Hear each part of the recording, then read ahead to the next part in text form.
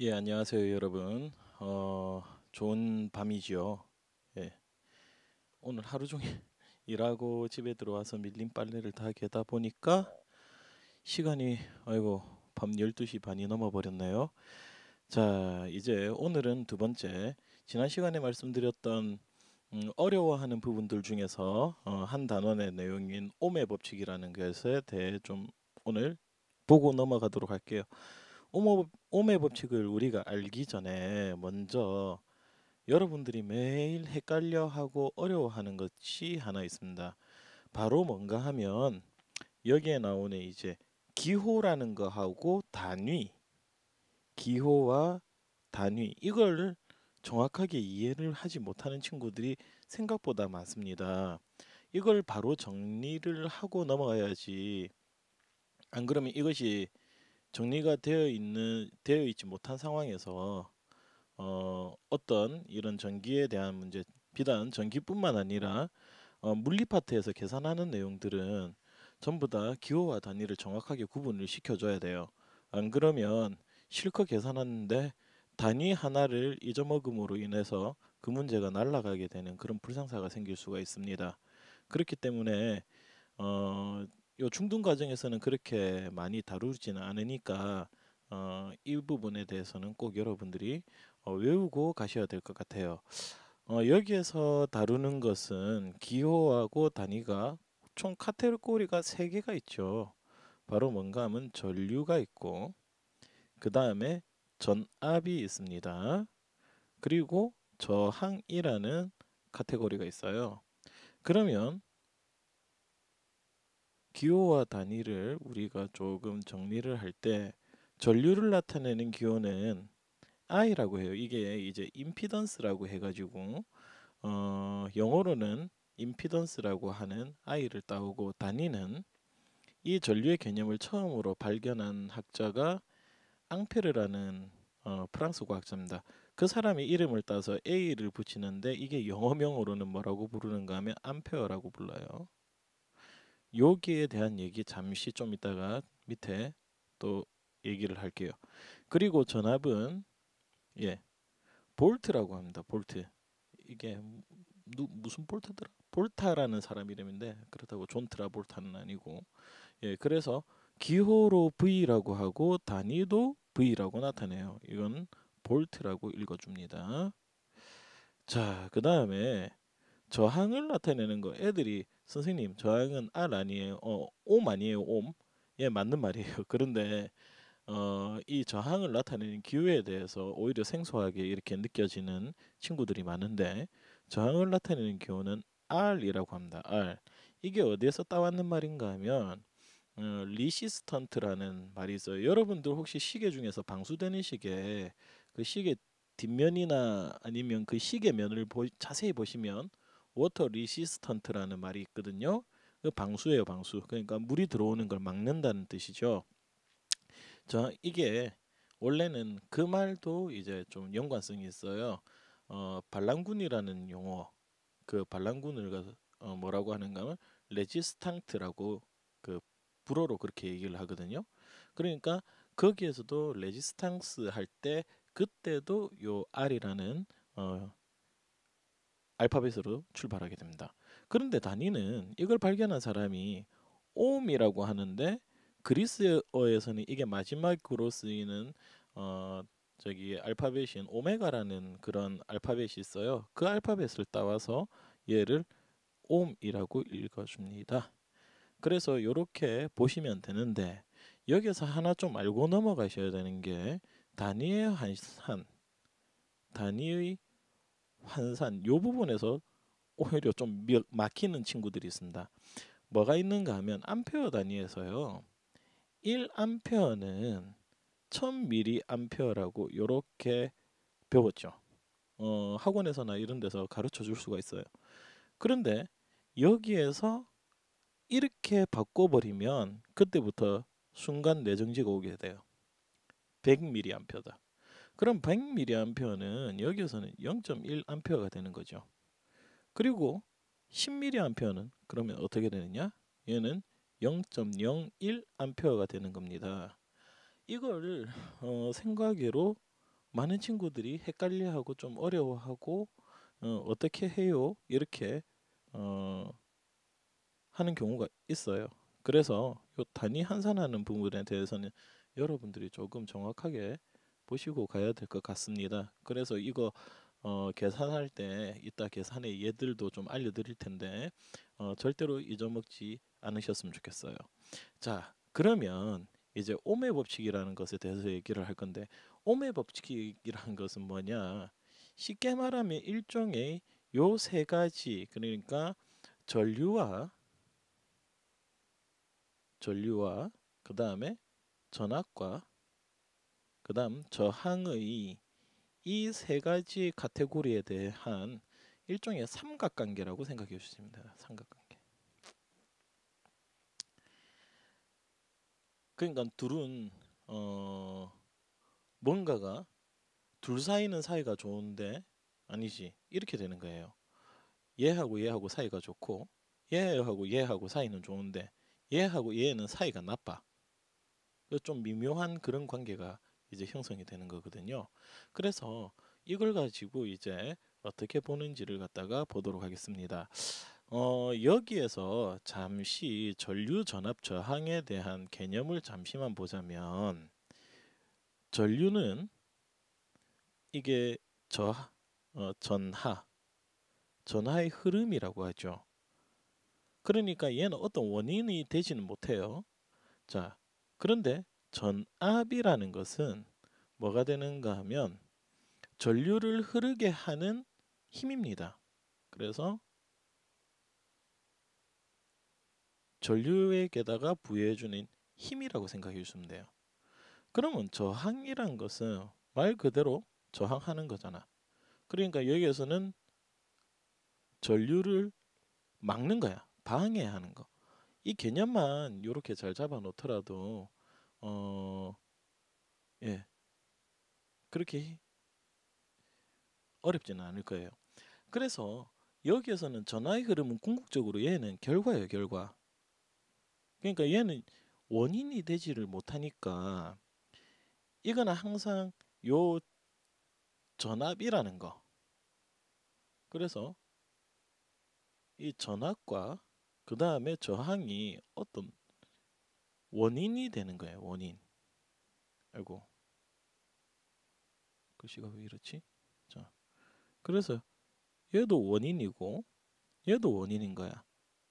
그러니까 여러분들이 그 과학 교재를 보시게 되면 항상 오매 법칙은 뭐라고 하는가 하면 전류는 전압에 비례하고 저항에 반비례한다. 그러면 여기에서 여러분들이 좀 유념해 보셔야 될 게 이 전류라는 것이 그 결과로 얘가 나타나는 거고 그 결과에 영향을 주는 것이 전압과 저항이라는 거야. 그래서 이 관계를 갖다가 먼저 좀 보셔야 돼요. 그러면 일단 공식부터 바로 나가 보도록 하겠습니다. 자, 일단은 한글로 한번 써볼게요. 자, 여기에서 전류라는 것은 잘못 적었네. 자, 여기에서 전류라는 것은 일단은 전압과는 서로 비례해요. 비례하죠. 자, 그리고 전류는 저항과는 서로 반비례한다. 자, 여러분들 수학 시간에 역수에 대해서 비례한다라고 이렇게 마크가 달리면요. 요거는 반비례한다는 건 여러분들이 수학 시간에 배웠을 겁니다. 예, 이거 가지고 뭐 어떠고 저쩌고 그렇게 크게는 하진 않는데 일종의 약속이거든요. 정수에 대해서 이렇게 올챙이 마크가 달리면 비례라는 뜻이고요. 그 다음에 이 역수에 그러니까 뭐 분의 1에 얘가 올챙이 마크가 달리면 얘는 반비례한다라는 것에 대한 의미를 여러분들이 좀 봐주시면 좋을 것 같아요. 자, 그러면 이걸 통해 가지고 이제 공식을 한번 세워 볼 겁니다. 공식을 세우는데 일단은 요 식을 통해 가지고요. 샥샥샥 샥샥샥 예, 요런 관계가 나오게 됩니다. 자, 그래서 이걸 하나의 식으로 나타나자면 전류 이꼴은 저항분의 전압이라는 요런 이제 관계식이 만들어지죠. 이거는 배우셨죠? 자, 그러면 여기에서 여러분들이 좀 알아놔야 되는 게 이 눈치를 좀 봐야 되는데, 눈치껏 좀 우리가 캐치를 해야 되는 부분이 있어요. 뭐가 있는가 하면 이런 분수식에서 있잖아요. 이런 분수식에서 어떤 값이 이렇게 있어요. 답이 있습니다. 답이. 그리고 얘는 분모야. 그리고 얘는 분자라고.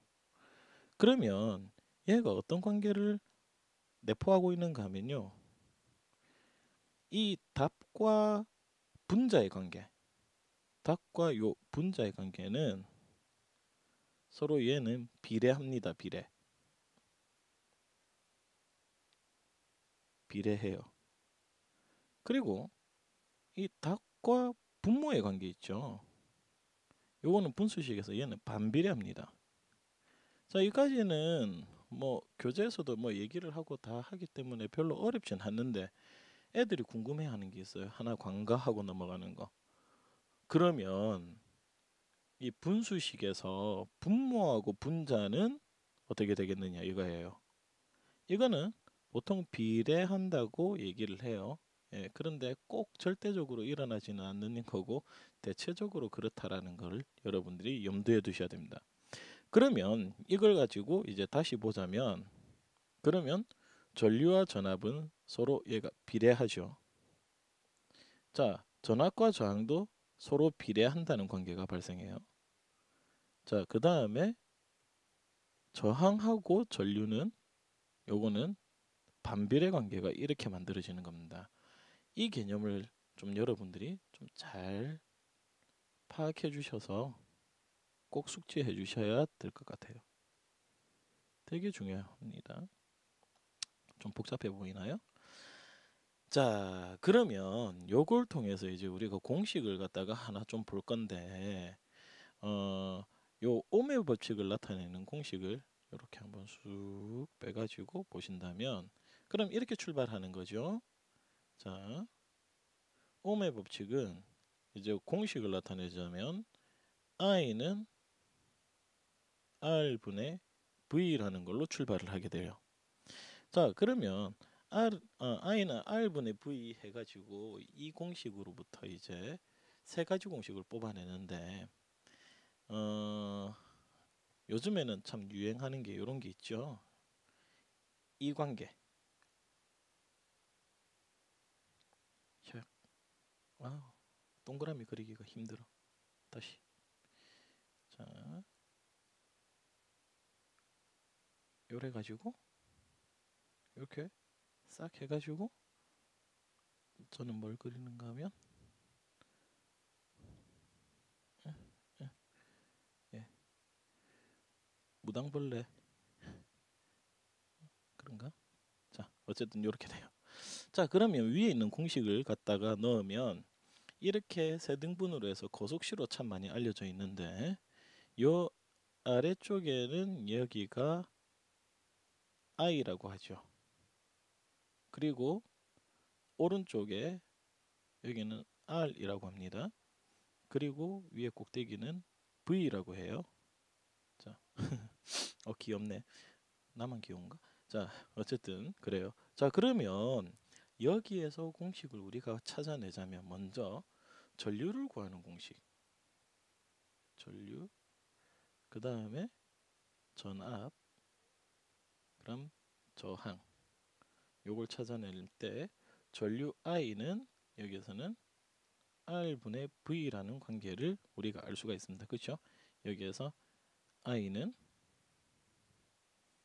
여기 R분의 V 이렇게 예, 나타내는 거죠. 슝슝 그리고 한 번 더. 자, 그 다음에 전압 V는 IR 즉 I 곱하기 R이죠. V는 IR 예, 이렇게 됩니다. 자, 그 다음에 저항 R은 I분의 V 이렇게 되죠. 자, 그래서 이렇게 세 개의 공식을 갖다가 삽시간에 도출을 해낼 수 있어요. 요거는 뭐 익히 뭐 어느 교재를 보더라도 잘 알려져 있으니까.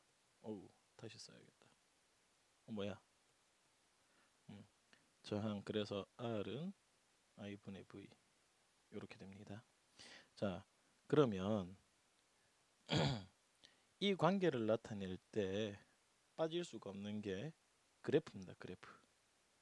그래서 이 그래프는 어떻게 나타나느냐?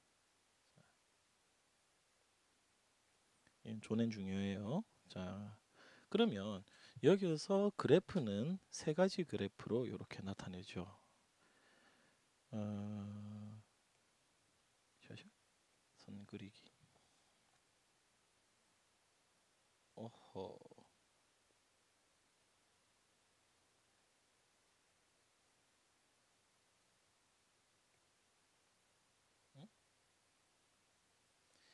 응? 모르겠다. 그냥 할래요. 예, 이런 거. 예, 저하고 안 맞습니다. 자, 이건 더 아니네. 자, 여기에서 자, 그래프 형태는 꼭 알아놔야 될 것 같아요. 자, 여기 세 가지의 그래프를 이렇게 본다면 이 왼쪽 편에 이걸 이제 참고로 해가지고 볼게요. 안 보이나요? 이걸 참고로 해서 이렇게 보겠습니다. 그러면 여기에서 이제 세로축의 카테고리를 잠깐만 보도록 할게요.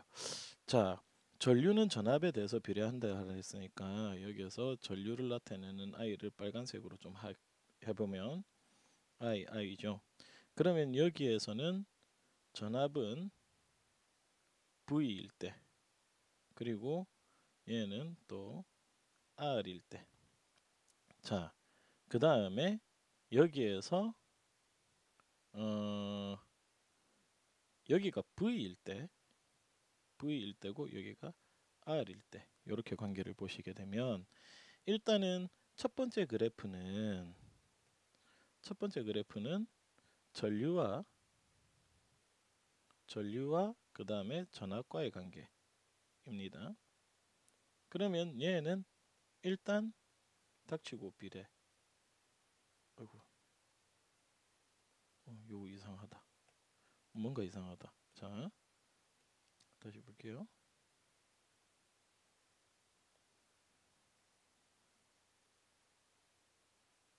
더 이상하다.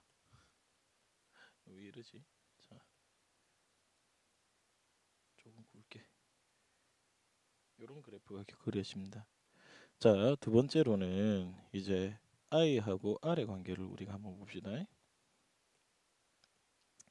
자, 여기에서 I하고 R의 관계는 반비례랬죠. 반비례랬으니까 얘는 그래프가 이렇게 안쪽으로 휘어지는 그래프가 그려질 거야. 좀 더 크게 휘어져야지. 자, 미끄러져 가지고 잘 안 그려지네요. 그 다음에 세 번째는 자, 전압과 저항의 관계 V하고 R. 보통 R이 커지면 V가 같이 커집니다. 그러니까 V하고 R 중에서는 누가 이제 그거냐 원인이냐 이랬을 때는 R, 즉 저항값이 커지면 전압값이 같이 커져요. 그래가지고 얘도 그래프가 요딴 식으로 나와요. 그래서 일단 여러분들이 이걸 이해를 해주시고 여기에서 꼭 알아놔야 되는 거는 공식은 단순 계산 문제에서 상당히 필요한 부분이니까 공식 세워서 푸는 거 중요하고요. 그 다음에 여기 관계 따지는 거. 예, 제가 묶어놓은 거는 다 중요하다라고 생각해 주시면 돼요. 자, 그래서 일단 여기까지는 보는데 이거는 뭐 교재상에서 다 나와 있는 부분이라서 여러분들이 그래 알고 있는 걸 또 다시 설명하네. 어우 별거 아니네. 이렇게 생각하는데 그 다음에 이제 여러분들을 괴롭히는 내용이 있을 겁니다. 바로 요 놈이에요. 요 놈. 그래프. 이 그래프의 해석이 엄청 중요하거든요. 그래서 잠시 쉬었다가 이 내용으로 다시 돌아오겠습니다. 자, 그러면 잠시 쉬도록 할게요.